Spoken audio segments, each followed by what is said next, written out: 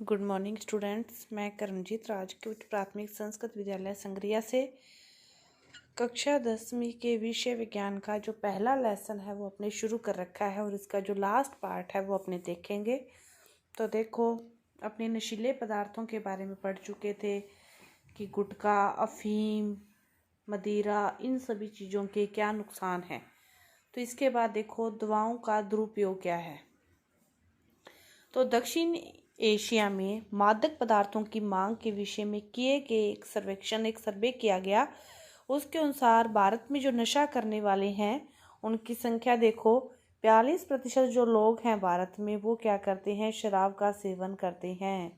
20% लोग अफीम का, 30% लोग हेरोइन और 6% गांजा और 18% से अन्य लोग अन्य प्रकार के नशे करते हैं। अब देख लो भारत में कितना कितना नशा है। सबसे ज़्यादा नशा किसका है? शराब का, 42%। लगभग आधे से थोड़े से कम लोग हैं वो शराब का सेवन करते हैं।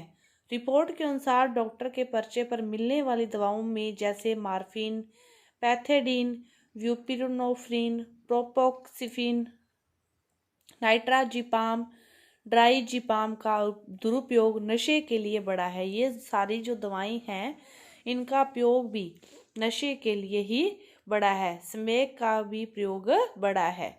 नशों का प्रयोग है वो दिन व दिन बढ़ता जा रहा है। पंजाब, राजस्थान, मध्य प्रदेश, उत्तर प्रदेश, गुजरात में अफीम का पारंपरिक सेवन जारी है। इन राज्यों में सबसे ज़्यादा अफीम का जो सेवन है वो जारी है। और वहीं जो पूर्वोत्तर राज्य हैं उसमें हेरोइन के इंजेक्शन लेने का चलन अधिक है।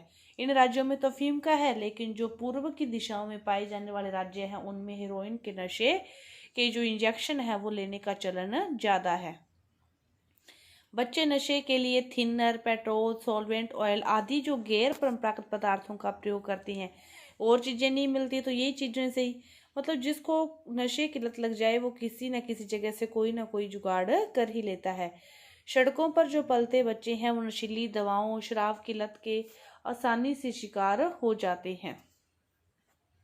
वे जूता चिपकाने की गोंद, क्रैक्शन, ब्लूइड, स्प्रैंट, नेल पॉलिश, रबर सीमेंट, सूखे जो इरेजर हैं, गैसोलीन में मौजूद पदार्थों को सांस लेने में अपने शरीर में लेते हैं और नशे में जिंदगी की सच्चाई और भूख की बेखबर होने का प्रयास करने से बच्चे डरावने सपने, फेफड़ों में सूजन, गुर्दे की बीमारी और कभी ठीक न होने वाली जो मानसिक क्षति जैसी शारीरिक और मानसिक समस्याएं मोल ले लेते हैं। जो भूख ना लगे, उनको भूख का एहसास ना हो, उनको गरीबी का एहसास ना हो, इस डर से, इस जिंदगी से वो इन चीज़ों का सेवन करने लग जाते हैं और उनसे इतनी हानिकारक मानसिक व शारीरिक क्षतियाँ हो जाती है फिर उनको कभी भी पता नहीं लगता कि हमने इस प्रकार इनको खुद मोल ले लिया है।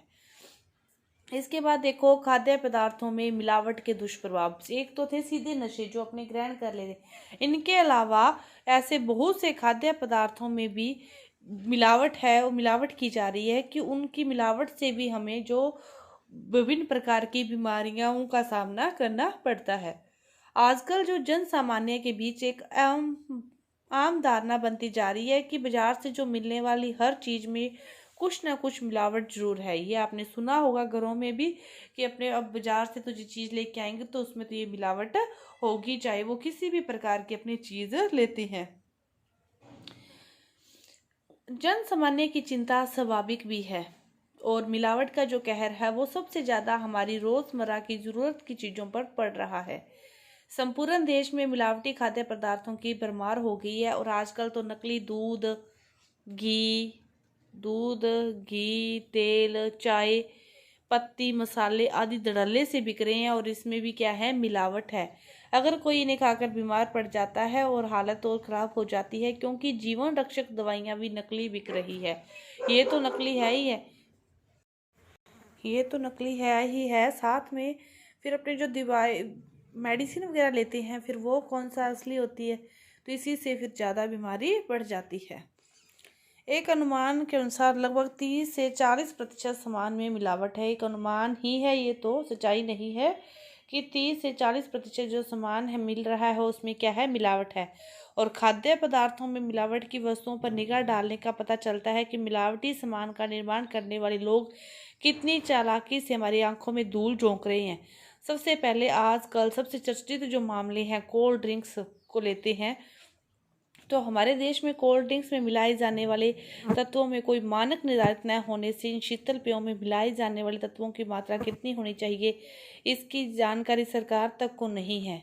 दरअसल कोल्ड ड्रिंक्स में पाए जाने वाले लिंडेन, डीडीटी, मेथिलेन, क्लोरोपाइरोफॉस कैंसर, स्नायु, प्रजनन संबंधी बीमारियों और प्रतिरक्षा तंत्र में खराबी के लिए जिम्मेदार माने जाते हैं। इतनी आप देख लो कितनी घातक बीमारियों का सामना हमें कोल्ड ड्रिंक्स में मिलावट के पीने से हो सकता है। कोल्ड ड्रिंक्स के निर्माण के समय इनमें फास्फोरिक अम्ल डाला जाता है जो दांतों पर सीधा प्रभाव डालता है। अब फास्फोरिक अम्ल जो कोल्ड ड्रिंक्स में डाला जाता है उसका सीधा प्रभाव दांतों पर पड़ता है और इसमें लोहे तक को गलाने की क्षमता होती है। इस फास्फोरिक अम्ल में लोहे तक को गलाने की क्षमता होती है, तो फिर आपके दांतों को तो ये आसानी से खराब कर सकता है। इसी तरह इसमें एक एथिलीन ग्लाइकोल एक तो फास्फोरिक अम्ल है, एक क्या है एथिलीन ग्लाइकोल है। रसायन पानी को 0 डिग्री तक जमने नहीं देता, इसे आम भाषा में मीठा जहर कहते हैं। एथिलीन ग्लाइकोल भी एक प्रकार का जहर है और उसे कौन सा जहर कहते हैं, मीठा जहर कहते हैं। इसी प्रकार बोरिक, एरिथोरिविक, बेंजोइक अम्ल मिलकर कोल्ड ड्रिंक्स को अति अम्लता प्रदान करते हैं, जिससे पेट में जलन, खट्टी डकारें, दिमाग में सनसनी, चिड़चिड़ापन, एसिडिटी और हड्डियों के विकास में अवरोध उत्पन्न हो जाता है। कोल्ड ड्रिंक्स में 0.4 ppm सीसा डाला जाता है।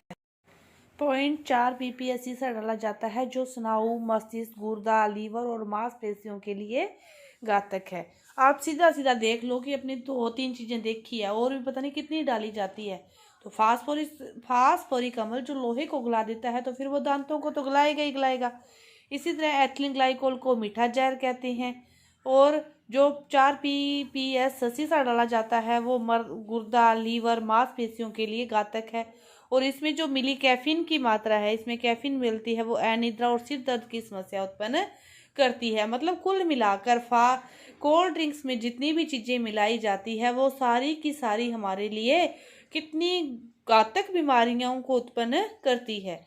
आजकल दूध भी स्वास्थ्यवर्धक द्रव्य न होकर मात्र मिलावटी तत्वों का नमूना होकर रह गया है, जिसके प्रयोग से लाभ तो कम होता है और हानियां ज्यादा होती है। नहीं तो कहा जाता है दूध पीने से वो इतना हो जाएगा, उसका विकास ऐसे हो जाएगा, लेकिन आजकल लाभ तो कहाँ, हानियां ज्यादा होती है। हालात यह है कि लोग दूध के नाम तक urea, detergent, soda, poster colour और रिफाइंड तेल पी रहे हैं। उत्तर प्रदेश में स्वास्थ्य विभाग ने जांच से यह चुकाने वाला जो मामला आया है कि राज्य के जो 25% लोग हैं वो घटिया, मिलावटी और हानिकारक दूध पी रहे हैं। राज्य के 25% लोग। बाजार में उपलब्ध खाद्य तेल और घी की भी हालत बहुत खराब है। सरसों के तेल में सत्यानाशी के बीज यानी अर्जीमोन और सस्ता पाम ऑयल मिलाया जा रहा है। सरसों का जो आपको तेल मिलता है बाजार में, उसमें अर्जीमोन और सस्ता पाम ऑयल मिलाया जा रहा है। देसी घी में वनस्पति घी की मिलावटें तो आम बात ही है। अपने देसी घी जो लेते हैं उसमें तो दाल का जो घी, वनस्पति जो घी कहते हैं, उसकी मिलावट आम बात ही है। मिर्ची पाउडर में ईंट का चूरा, सौंफ का कृत्रिम हरा रंग, हल्दी में लेड क्रोमेट, पीली मिट्टी, धनिया और मिर्च में गंधक, काली मिर्च में पपीते के बीज मिलाए जा रहे हैं। मतलब हर जगह, जिस भी जगह जो भी चीज उनको सेट लगती है वो उसी की मिलावट करके वो बेचने का प्रयास कर रहे हैं। मिठाइयों में भी ऐसे बहुत सारे रंगों का प्रयोग करते हैं जिससे कैंसर का खतरा रहता है। DNA की विकृति आ जाती है, नकली मावा भी आ रहा है। तो मतलब बनावटी की तो माने तो हर जगह मिलावट के सामानों की तो जो सीमा है ना, वो कहते हैं किसी चीज की भी सीमा होती है, वो सीमा भी क्या हो चुकी है, पार हो चुकी है। अब प्रश्न ये उठता है कि आखिर मिलावट की इस महारोग से निपटने के लिए कोई कानून में प्रावधान नहीं है क्या? सच्चाई तो यह है कि समस्या की जड़ में देश में जरूरी मानकों का अभाव है कि इस देश में कोई जरूरी मानक नहीं है जिससे किसी भी चीज का परीक्षण किया जा सके कि इसमें ये सही है या इसमें मिलावट है तो किस चीज की और कितनी। तो सुरक्षित भोजन के संदर्भ में भारत का जो मुख्य कानून है 1954 का खाद्य पदार्थ का अल्प मिश्रण निषेध अधिनियम, खाद्य पदार्थ अल्प मिश्रण निषेध अधिनियम PFA। इस कानून का नियम 65 क्या कहता है कि खाद्य पदार्थों में कीटनाशकों या मिलावटों का नियमन करता है, लेकिन यह नियम दोषी लोगों को सजा दिलाने में लगभग नाकाम ही साबित हो रहा है। नियम तो है, लेकिन कभी भी दोषी लोगों को ये सजा दिलाने में कामयाब नहीं हुआ, और जिससे ये लोग पकड़े जाने के बाद फिर छूट जाते हैं और छूटने के बाद उसी धंधे में फिर से लग जाते हैं। तो किसी भी तरह का मतलब कोई कठोर नियम नहीं है जिससे कि एक बार किसी को अच्छी कठोर सजा मिले तो दूसरों लोगों को भी सबक स्थापित हो, ऐसा कुछ भी नहीं है। तो यही एक भारत के कानून।